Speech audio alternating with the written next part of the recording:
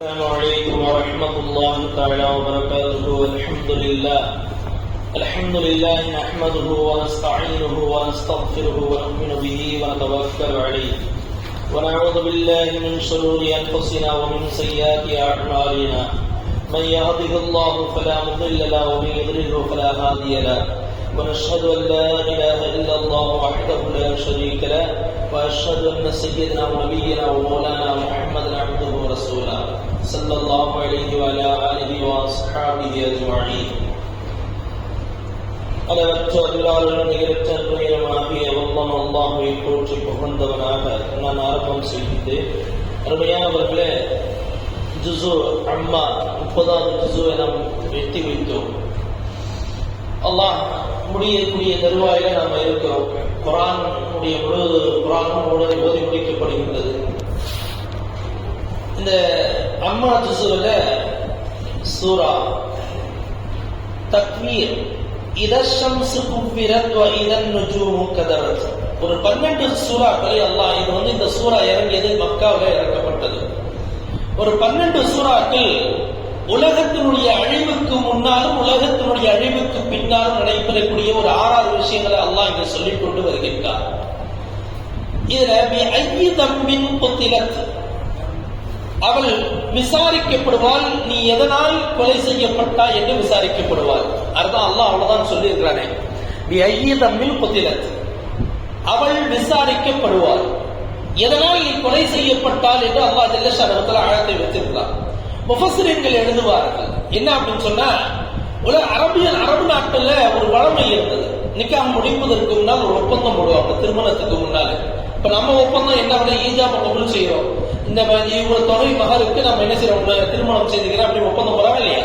அந்த மாதிரி அரபு நாட்டுல பெண்கள் இடத்துல ஒப்பந்தம் போடுவாங்க. என்ன ஒப்பந்தம் அப்படின்னு சொன்னா, திருமணத்திற்கு பின்னால் உன் வயிற்றில் வரக்கூடிய குழந்தை பெண் குழந்தையாக இருந்தால் நீயே என்ன செய்யணும், அந்த குழந்தையை கொலை செய்யணும். அது கூட உன்னுடைய உறவினர்கள் இருக்கணும்.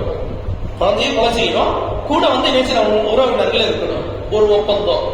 இன்னொரு ஒப்பந்தம் போடுவாங்க. என்னன்னா, சரி உன்னால கொலை செய்யப்பட முடியல அப்படின்னு சொன்னா உன் புருஷன் அந்த குழந்தைய கொலை செய்யணும். 2 வீட்டார்கள் பேசக்கூடிய ஒப்பந்தம், இரு தரப்புலையும் பேசக்கூடிய ஒப்பந்தங்கள் நடைபெறும். அப்ப அவங்க என்ன செய்யணும், உன் கணவன் கொலை செய்யும் போது நீ என்ன செய்யணும்னா கூட இருக்கணும். நீ என்ன செய்யணும், அந்த குழந்தையை கொலை பண்ணும்போது நீ கூட இருக்கணும். இப்படி ஒண்ணு செய்வாங்க.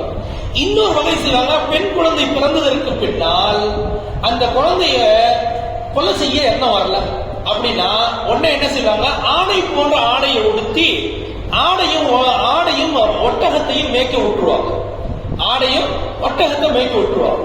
அப்படி ஆடையை ஒட்டகத்தை மேய்க்க போகும்போது என்ன செய்யணும், ஆடை கொண்டே என்ன செய்யணும், என்ன செய்யணும், ஆடை உடுத்தி கொண்டே இருக்கணும். வாழ்க்கை ஃபுல்லா அங்கேதான் இருக்கணும். வீட்டுக்கெல்லாம் வரக்கூடாது. வீட்டு என்ன செய்யக்கூடாது, ஒட்டகத்தை மேய்ச்சமா ஒட்டகத்தை கொண்டு வந்து கட்டிட்டு ஒட்டகத்துக்குள்ளேயே படுக்கணும், ஒட்டகத்துக்குள்ளேயே இருக்கணும். வயசுக்கு வந்தா முடிஞ்சா திருமணம் செய்து வைப்பாங்க. அப்படி இல்லை அப்படின்னு சொன்னா என்ன செய்வாங்க அப்படின்னு சொன்னா குலாம் மாதிரி அடிமை மாதிரி வச்சுப்பாங்க. இப்படி ஒண்ணு நடக்கும். 3வது ஒரு விஷயம் என்ன செய்வாங்கன்னா, குழந்தைய வளர்ப்பாங்க.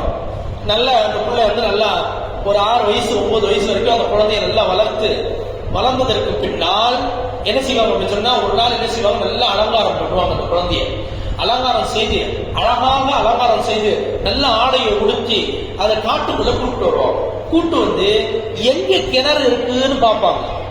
எப்படி கிணறு, அது கூட தண்ணீர் இல்லாத கிணறு எங்க இருக்குன்னு பார்ப்பாங்க. பார்த்துட்டு என்ன செய்வாங்க அப்படின்னு சொன்னா, அந்த குழந்தைய சொல்லுவாங்களா, எட்டி பாருமா, எட்டிப்பார் தண்ணி இருக்கான்னு போய் பார்க்கணும் அந்த கிணத்துல அப்படின்னு. அந்த குழந்தை போய் பார்க்கும்ல, உடனே தள்ளி விட்டுருவோம். தள்ளி விட்டது பரவாயில்ல, தள்ளி விட்டது ஒரு பக்கம். அந்த குழந்தை போய் உள்ள விழுந்ததுக்கு பின்னால் அது கதறுமா, நம்ம தவறி விழுந்துட்டோம், அதனால அந்த குழந்தைய கதறும். இது கதறதெல்லாம் எல்லாம் அவங்க செய்த காரியங்கள்ல தான் இங்க ஐக்கிய தம்பி 30 என்ற வார்த்தையை கொண்டு சொன்னான். அந்த குழந்தை என்ன செய்யணும், விழுந்து தெரியாம விழுந்து ரத்தம் வளர்ந்துட்டு இருக்கு, தன்னுடைய தகப்பனை தன்னுடைய தந்தையை அழைக்குமா, சத்தமிட்டு அழைக்குமா. இவன் இங்க மேல என்ன செய்வானா, ஆனந்தத்தின் உச்சகட்டத்துல சிரிச்சுக்கிட்டு குதிச்சுட்டு இருப்பானா, எனக்கு வந்த முசீபத்து போயிடுச்சு, எனக்கு வந்த மிகப்பெரிய முசீபத்து எனக்கு என்ன விட்டு போயிடுச்சு அப்படின்னு சொல்லிட்டு அப்படியே ஒரு ஆனந்தத்துல சந்தோஷத்துக்கு வீட்டுக்கு வருவான். இந்த செயல்கள் எல்லாம் செஞ்சுட்டாங்க இல்லையா, இவங்களை நான் இங்க விட்டுருவேன் நினைச்சிருக்கீங்களா? கியாமத்துல நான் பிடிப்பேன். எப்படி பிடிப்பேன்? எந்த குழந்தைகள் எல்லாம் இவர்கள் கொலை செய்தார்களோ அத்தனை குழந்தையும் நிற்க வச்சு ஐக்கியதம்மின் 30 இலக்கு உன்னை கொலை செய்யப்பட்டதனுடைய காரணங்களை சொல்லி அப்படின்னு அந்த குழந்தையை கேட்கும் போது அந்த குழந்தை சொல்லுமா, யா அல்லாஹ் எனக்கு தெரியாது, என் பெற்றவரிடத்தில் நீ கேளுவாங்க. உடனே அந்த குழந்தையை அகற்றிட்டு பெற்றவரிடத்தில் கொண்டு வந்து என்ன செய்யும், நிறுத்தப்படும். எதற்கு கொன்ன, என்னத்துக்கு கொன்ன, கொன்னதனுடைய விளைவுகள் எல்லாம் என்ன செய்யும், மொத்தமாக அவனுக்கு தண்டனைகள் கொடுக்கப்படும் என்பதாக முஃபஸ்ஸிரீன்கள் இந்த ஆயத்தை கொண்டு சொல்கின்றார். இன்னைக்கு நிறைய நம்மகிட்ட அப்படிதானே இருக்கு. பெண் குழந்தைகள் பிறந்தாவே நிறைய பேர் முகத்துல அப்படியே என்னமோ பெரிய ஒரு இழந்துட்ட மாதிரி ஒரு சோகம் இருக்கும் அந்த குடும்பத்துல. ஒரு குழந்தை, பெண் குழந்தை பிறந்துட்டுன்னா ரசூலுல்லாஹி ஸல்லல்லாஹு அலைஹி வஸல்லம் அழகாக சொன்னாங்க, முதல் குழந்தை ஒரு குடும்பத்துல முதல் குழந்தை பிறக்கக்கூடிய குழந்தை பெண் குழந்தையாக இருந்தால் ரசூலுல்லாஹி ஸல்லல்லாஹு அலைஹி வஸல்லம் சலாம் அந்த குடும்பத்திற்கு சொல்றாங்க, அந்த பெற்றவர்களுக்கு சொல்றாங்க. நபி அவர்கள் சலாம் சொல்லி அனுப்புகின்றார்கள். நபியினுடைய சலாம் அங்க வந்ததற்கு பின்னால் அந்த வீட்டுல என்ன நடக்கும் தெரியுங்களா? முதல் விஷயம் அல்லாஹ் எடுக்கிறது இருக்கிறவா, உனக்கு கடைசி வரைக்கும் வறுமை எல்லாம் இருக்காது. நீ கஷ்டப்படுவ, ஆனா வறுமை இருக்காது. உணவு இல்லாமல் இருக்க மாட்டாய், துணி இல்லாமல் இருக்க மாட்டாய். உனக்கு என்ன செய்ய, பெரிய பெரிய முசீபத்துக்கு எல்லாம் உனக்கு வராது. உனக்கு என்ன செய்யாது, பெரிய பெரிய முசீபத்துலாம் உனக்கு வராது. நீ விழுகின்ற பொழுதெல்லாம் ரப்பு என்ன செய்வான், கை கொடுத்து உன்னை தூக்கிட்டே இருப்பான்.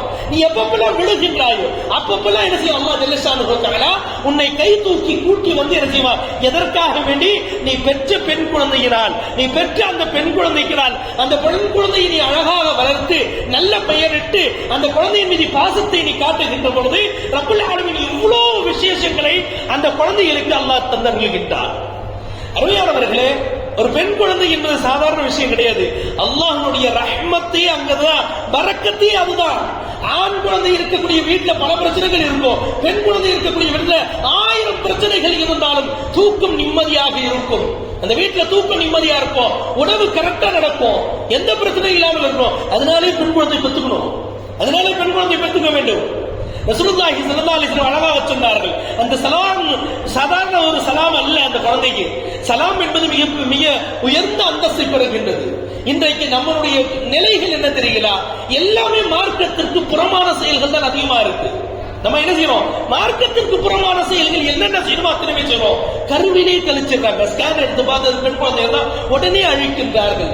இல்ல என்ன நினைச்சு அழிக்கிறாங்கன்னு தெரியல, இன்னொன்னு வறுமையை நினைச்சு அழிக்கிறாங்க. என்னது, குழந்தைய பெற்று வளர்க்க முடியுமா, இந்த காலத்துல செய்ய முடியுமா? நாம இருந்தாலும் அந்த குழந்தை வளரும், நாம இருக்கிறதா அந்த குழந்தை வளரும். நம்ம முதல்ல ஒரு விஷயத்தை நம்ம நினைச்சுக்கணும், மரத்தை வச்சுட்ட பின்னாடி நாம தண்ணி ஊத்துனாதான் அது வளரலாம் கிடையாது, ரப்பு நினைச்சாதான் அது வளரும். நம்ம நினைக்கிறோம் என் பிள்ளைகளுக்கு நான் தான், என்ன தவிர வேற யாரும் இல்லையா அப்படின்னு நினைக்கிறோம். நாம இல்லைன்னா கூட அந்த குழந்தை சிறந்ததாக வளரும். எப்பயும் அல்லாஹ் மீது, அல்லாஹ் தான் என்ன செய்யற வளர்க்கின்ற அந்த குழந்தைய, நாம ஒரு காரணம், அவ்வளவுதான். நாம என்ன செய்ய, குழந்தையை வளர்க்கிறது ஒரு காரணமே தவிர வேற எந்த ஒன்றுமே கிடையாது. அல்லாஹ் ஜல்ல ஷானுஹு தஆலா ரசூலை கரீம் ஸல்லல்லாஹு அலைஹி வஸல்லம் அவர்கள் உலகத்திற்கு வருகின்ற பொழுது வரக்கூடிய நல்ல பெண் பிள்ளைகளை எல்லாம் தூக்கி விட்டார்கள். பெண் பிள்ளைகளுடைய அந்தஸ்துகளை உயர்வான அந்தஸ்துல கொண்டு போய் வச்சாங்க.